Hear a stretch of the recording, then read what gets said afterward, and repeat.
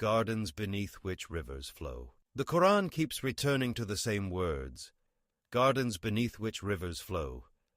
The phrase appears again and again, early in the scripture, in the middle, near the end. Whenever paradise opens on the page, the text starts with the ground. It does not begin with light. It does not begin with clouds or an abstract state. It begins with soil and water, planted gardens with channels of water running underneath them. The image is so consistent that a listener in the 7th century would have recognized it immediately as the description of a real estate, a physical property with a water source.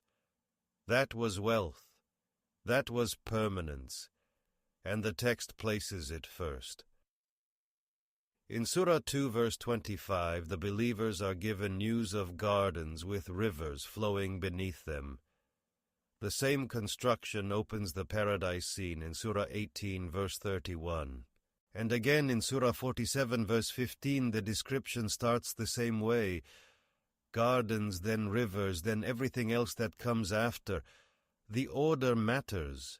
The Quran does not open paradise with the rewards inside it. It opens paradise by telling you where you are standing. You are standing on ground that is irrigated. The green is all around you. The water moves below. It makes sound. It reflects light. It never stops. The text does not say you will float through a bright fog. It says you will be in gardens with real channels of running water. That is the first thing the Quran wants the listener to picture. The weight of this is easy to miss because the phrase becomes familiar. But when a scripture repeats a single physical image dozens of times to open its vision of ultimate reward, it is not being poetic. It is being precise. Paradise begins as a location, soil first, then the water underneath, then you inside it. That is the anchor. Every other detail the Quran names, the drinks, the garments, the furniture, the companions, is placed inside this one repeated geography. Before any of that arrives, the text makes sure you know you are in a garden with rivers flowing below, and that image never goes away. It is still there in the last verses that describe the final state. Ground and water, a place you can walk through, a place you can find shade in, a place where the source of life moves constantly beneath your feet. Multiple rivers, water, milk, wine, and honey. In the gardens beneath which rivers flow, the water is not alone. The Quran lists 4 rivers, not one, 4 separate channels, and it names what runs inside them. In Surah 47 verse 15, the description is precise. A river of water. Water that never stagnates, water that stays clear, a river of milk, milk that never loses its taste, milk that does not spoil, a river of wine, wine that is delicious to drink, wine that brings no headache, no sickness, a river of honey, honey that is pure, no wax, no debris, just clear honey. The text does not blend these together. Each liquid is a different river. Each one has a specific quality attached. The water is unstagnant. The milk's taste never changes. The wine hurts no one. The honey is filtered.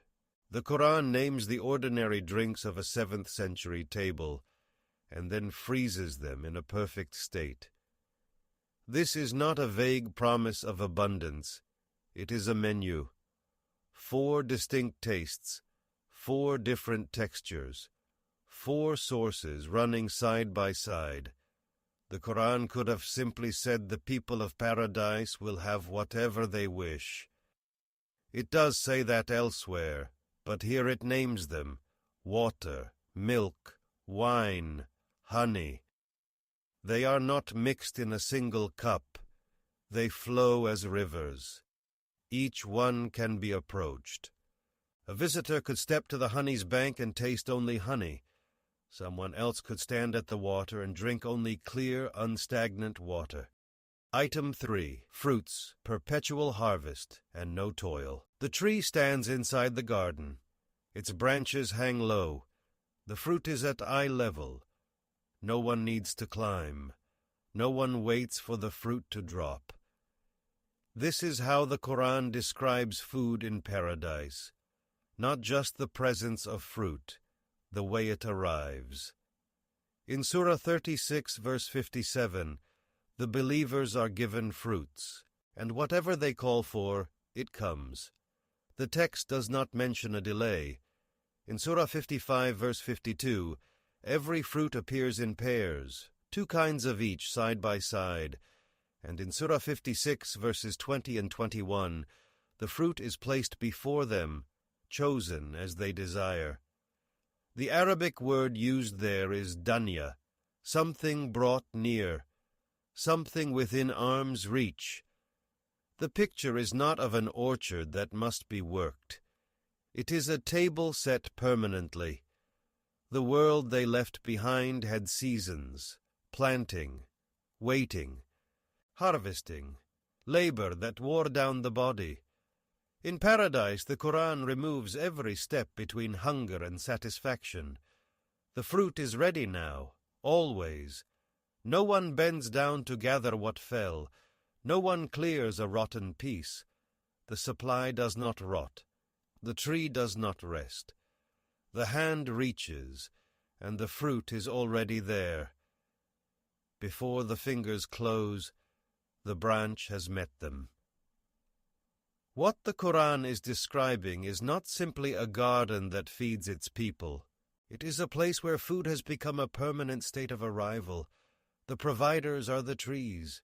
When a hand reaches, the fruit meets the fingers before they close. The branch leans toward the waiting hand. Couches, thrones, and reclining social spaces. They enter the garden. They do not stand. They do not sit on the ground. The Quran places them on raised seats, couches, thrones, furniture that lifts the body and makes it visible. In Surah 18, verse 31, the description is direct. They are on raised thrones inside the gardens of Eden. The word used is ara'ik, not simple chairs, but couches prepared for honor. In Surah 36, verse 55, the companions of paradise are on couches, reclining. They are not alone, they are together. And in Surah 76, verse 21, green silk garments cover them, and they recline on raised couches. The cloth is mentioned, and then immediately the furniture, because what they sit on matters as much as what they wear. The Quran does not say they are resting from exhaustion. It says they are leaning back in comfort. The posture is calm. The back is supported. The body is at ease. There is no rushing, no standing for anyone higher. Everyone in that garden has a place, and that place is raised, adorned, assigned. Now notice how they face. The text arranges them opposite each other, not behind one another, not scattered, face to face. In Surah 36, verse 56, they and their spouses are in shade, reclining on couches. In Surah 15, verse 47, the Quran removes even hidden resentment so they can sit together as brothers, facing each other on raised seats. The furniture creates the circle. The circle makes the reward visible. The Quran turns a couch into a sign of rank. In a world where kings reclined and servants stood, reclining was public honor. Here, the text gives everyone the throne, not one throne for the ruler, but couches for all. The cushions are lined. The coverings are brocade. Each person leans back on a raised couch, their place visible to everyone around them. Garments, jewelry, and materials, silk, brocade, gold, pearls. They are inside the garden now.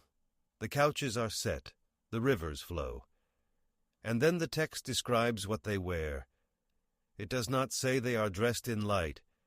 It names specific materials.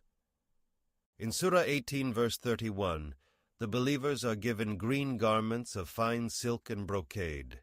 The Arabic words are sundus, thin silk, and istabrak, thick brocade.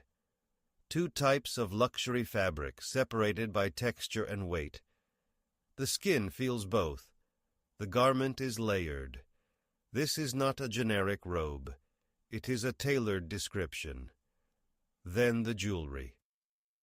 In Surah 22, verse 23, God will admit those who believe and do good deeds into gardens beneath which rivers flow.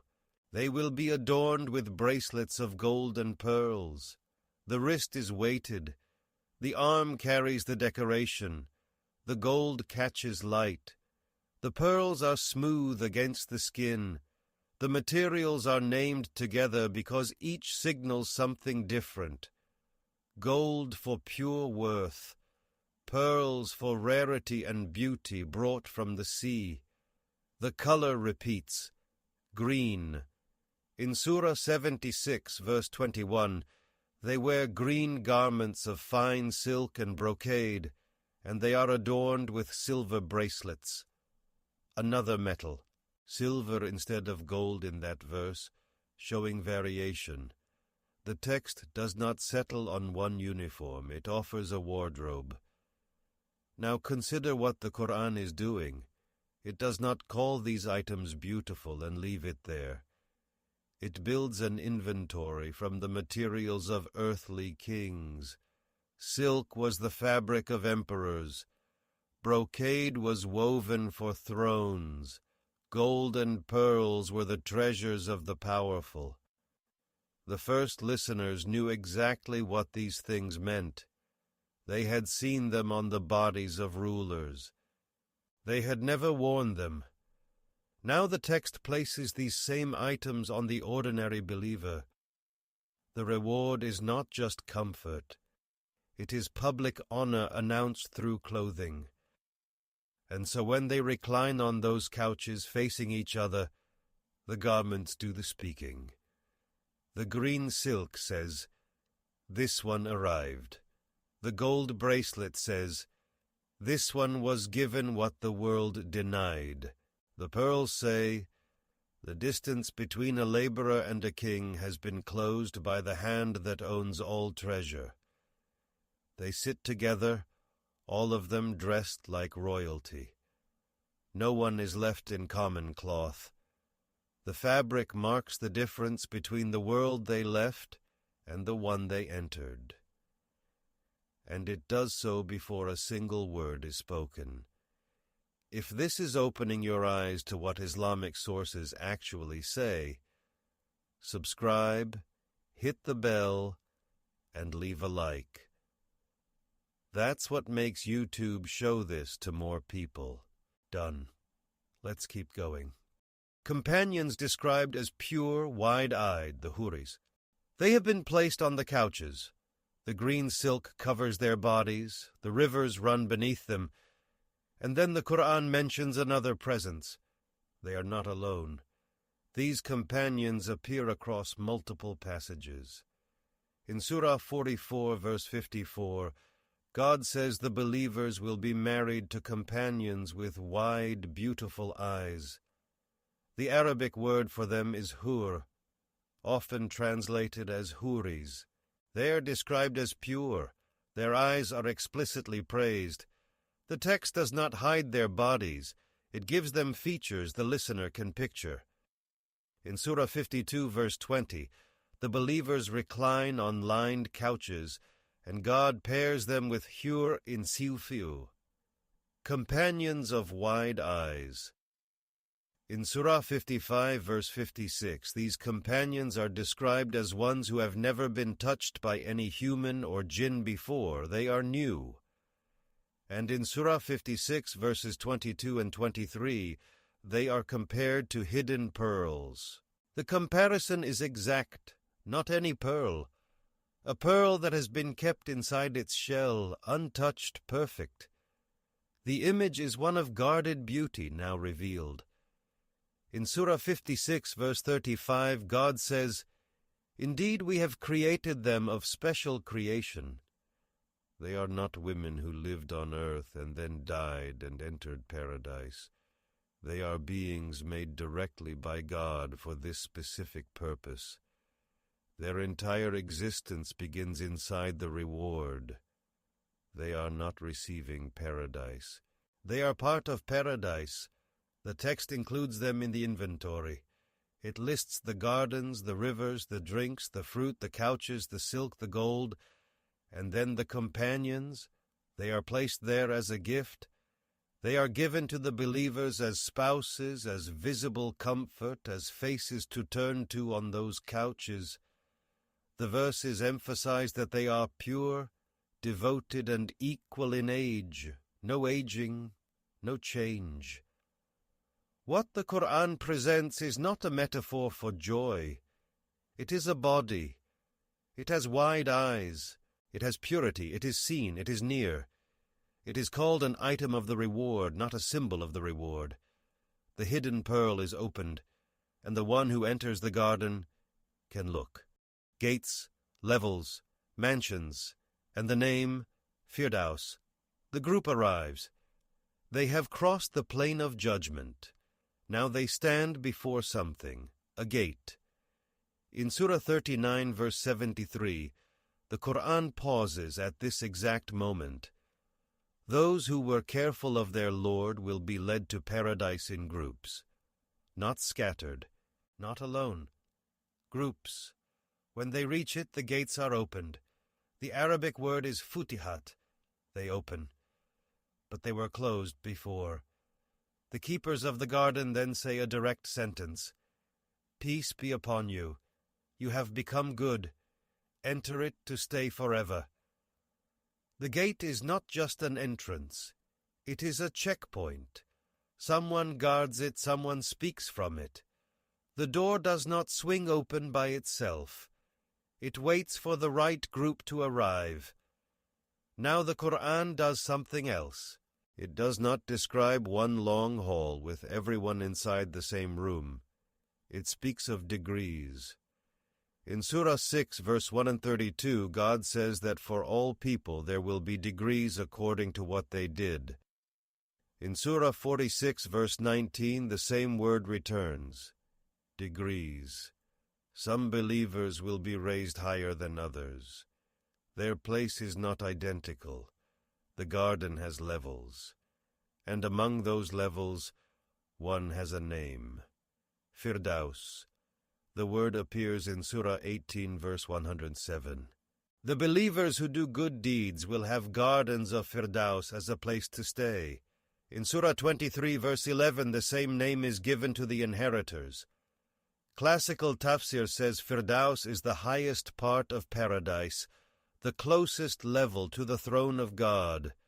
The text gives the peak a specific title so no one mistakes it for the lower slopes.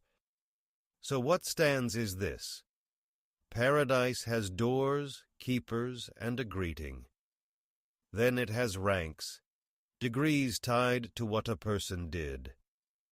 Then it has a named summit, Firdaus, the highest garden, the place above the rest. The gates open only after the verdict, and the keeper only speaks peace after the door swings wide. Sensory perfections. Drink without hangover, eternal youth, no death or sorrow. A cup is raised. The liquid inside is wine. It passes the lips. It is sweet. It does not burn the throat. It does not steal the mind. The head stays clear. The pleasure spreads without a single cost. Surah 47, verse 15, lists the rivers of paradise. Water, milk, honey, and wine. The wine is delicious to those who drink it, and they will not get intoxicated from it. Not a weaker wine, not a smaller cup, The same wine, but the body no longer breaks under it. The damage that always followed pleasure in the world has been lifted. The senses have been rebuilt. Then the voice comes. In Surah 36, verse 55, the believers sit in shade and call for fruit. They are given everything they ask for. And in verse 58, a single word reaches them. Salam, peace, a word from a merciful Lord. That peace does not just silence the room. It reaches inside. The grief is pulled out. The memory of every pain before paradise is wiped away. The body no longer carries sorrow. And then the physical change is promised directly. Surah 76, verse 11 says, God will protect them from the evil of that day and give them radiance and joy. Their faces brighten. Their skin shows the reward. The drink no longer intoxicates. The heart no longer aches. The flesh does not decay. No one dies. No one ages. The creature itself has become part of paradise, a body perfected to receive what never ends. 8 concrete things the Quran names and describes are: gardens beneath which rivers flow, 4 types of perfected drinks, fruits that never run out and never require toil, couches and thrones where bodies recline in honor, garments of silk and brocade, ornaments of gold and pearls, companions with wide eyes directly created for the reward, gates, degrees, and the named peak of Firdaus. And finally, the body itself is remade. No drink hangover, no decay, no death, no sorrow. The Quran presents paradise as a tightly described, stratified physical place, not a vague reward, but an ordered world whose items mark rank and promise permanence. If this opened your eyes to something you didn't know about Islam, share it with someone who needs to see it. Like, subscribe if you haven't. See you in the next one.